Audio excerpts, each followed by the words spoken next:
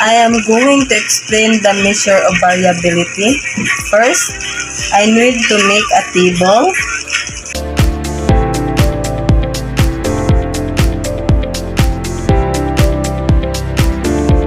Pagkatapos, isulat ang set E dito sa table X. Tapos, i-add ito lahat and then so 20 is equals to 115. 115 divide by 5. Saan din? 115 divide by 5 is equals to 23. So, ang mean is naging 23 dahil inad lahat and then minultiply sa 5. Then, pagkatapos, copy the 23 and then, pagkatapos is i-minus ang mean at saka yung x. So, 20 minus 23 is equals to negative 3. So, bakit naging negative 3? Kasi, mas lower yung x kaysa sa mean. Then, next is 10 minus 23 is equals to 13, negative 13. So, naging negative 13 na naman kasi sabi ko nga, mas lower yung x kaysa sa mean. Next is 15 minus 23. So, pagkatapos, i-minus na naman natin ang 15 sa 23. So, 15 minus 23 is equals to negative 8. Negative 8 na naman kasi ulit ko na naman, mas lower yung x kaysa sa mean. Next is 30 minus 23. So, 30 minus 23 is equals to 7. Negative 7 kasi mas mataas na ang x kaysa mean, kaya naging positive 7. Susunod is 43 minus 23. 40 minus 23 is equals to 17. So, positive 17 kasi mas taas ang x kaysa sa mean. Then, pagkatapos, dito naman sa formula, x is pagkatapos, dito naman tayo sa table number 3. So, ang gagawin lang natin is kailangan na natin siyang multiply by herself. So, 3 times 3 is equal 3 times 3 is equals to 9. And then, 13 times, negative 13 times negative 13. 13 times 13 is equals to 169. And then, 8 times 8. 8 times 8 is equal to 64.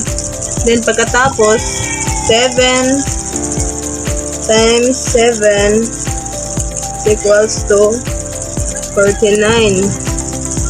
Then, 17 times 17 is equals to 289.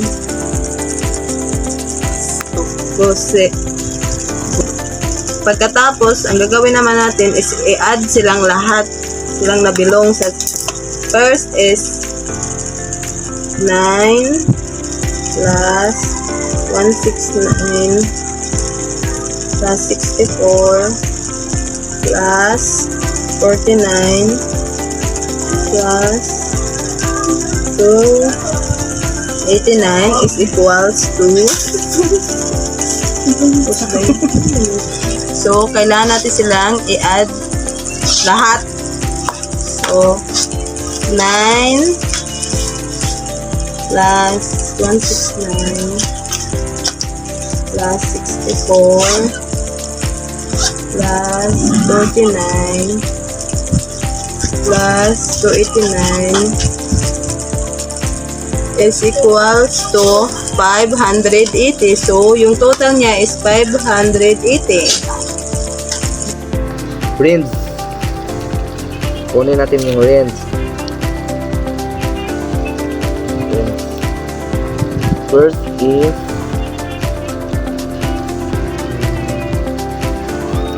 I'm going to find the higher level. First is higher level 40.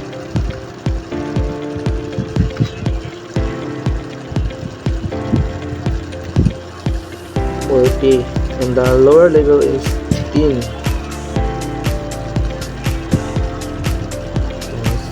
40 minus 10 is 30. Ito yung range.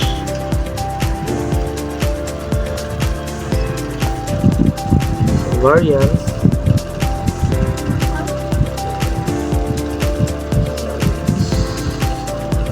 with the formula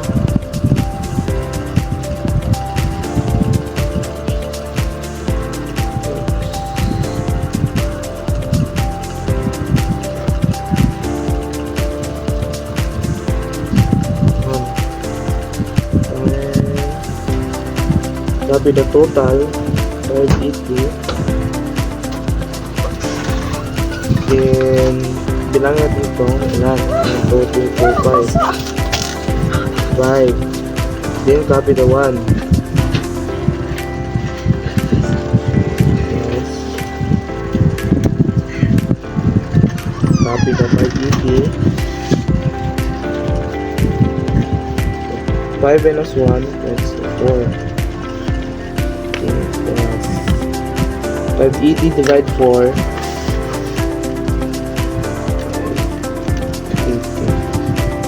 divide 4 plus 145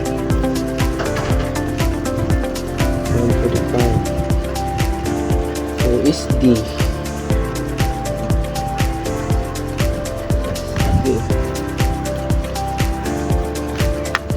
Square root of 145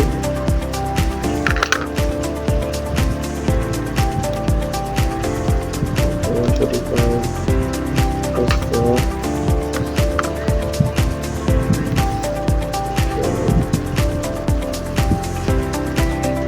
open 441 5 9 4 5 8.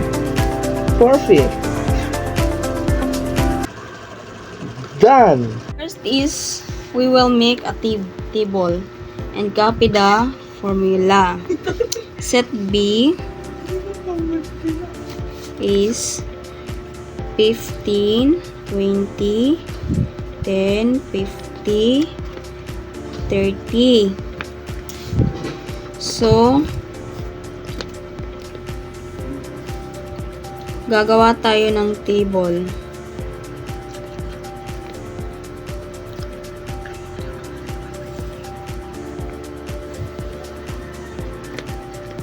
And then, copy the formula.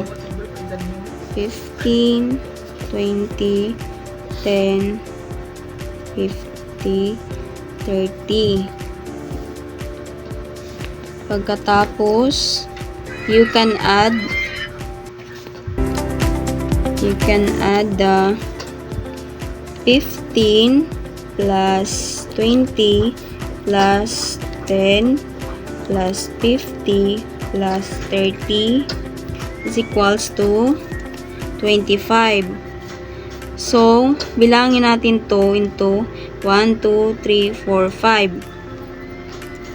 So, i-divide natin to sa 125 divide natin sa 5. Divide 5 is equals to 25. So, the main is 25. Kung ano yung nasa taas, ganun din ang sa baba. So, copyhin natin ng 25.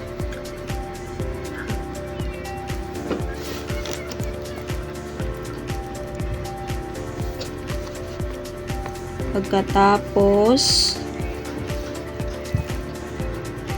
i-minus natin sa 25 minus 15. 25 minus 15 is equals 25 minus 15 is equals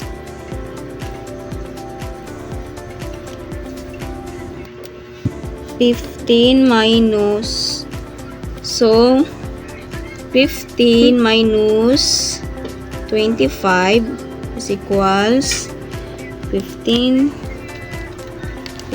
minus 25 is equals to negative 10.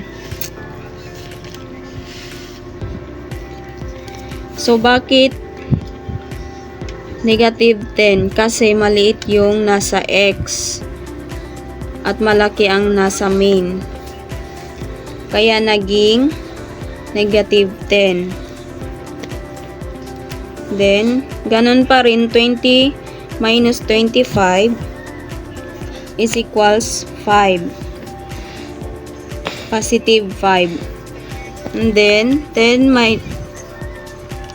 minus 25 is equals negative 15. Ganun pa rin, mas maliit ang nasa x, yung 10, at saka malaki ang sa mean. Kaya naging negative 15. Saka 15 minus 25 is equals 25.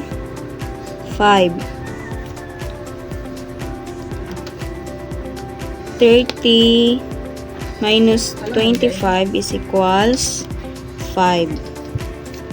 So, pagkatapos, i-times mo to sa sarili niya. So, negative 10 times negative 10. Negative 10 times negative 10 is equals 100. Ganun pa rin dito sa 5 times 5 is equals 25. Negative 15 times negative 15 is equals 225. Saka 25 times 25 is equals 625. Tapos 5 times 5 is equals 25. Pagkatapos, i-add mo to lahat.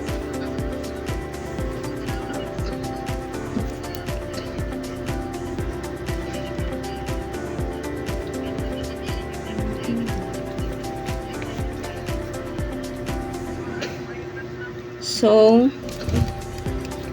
100 plus 25 plus 225 plus 625 plus 25 is equals to 1,000. So, The high level of range is 50. So, 50. Tapos, low level 10. 50 minus 10. Almost 40. 40. Range. So, variance. Variance. Copy the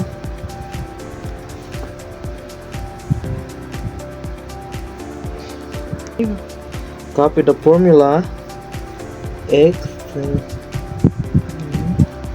squared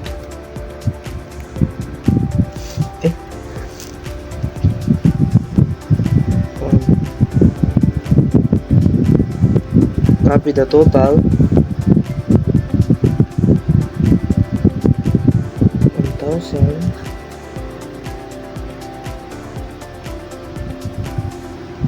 1, 2, 3, 4, 5.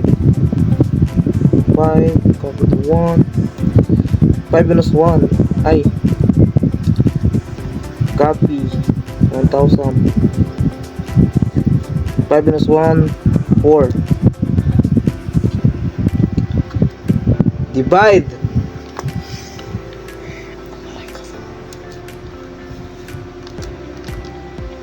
1,000 divide 4.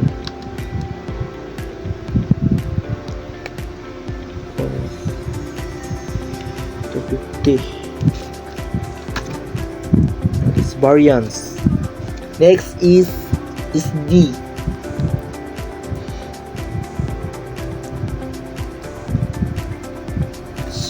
Copy the 250. Square root of 250.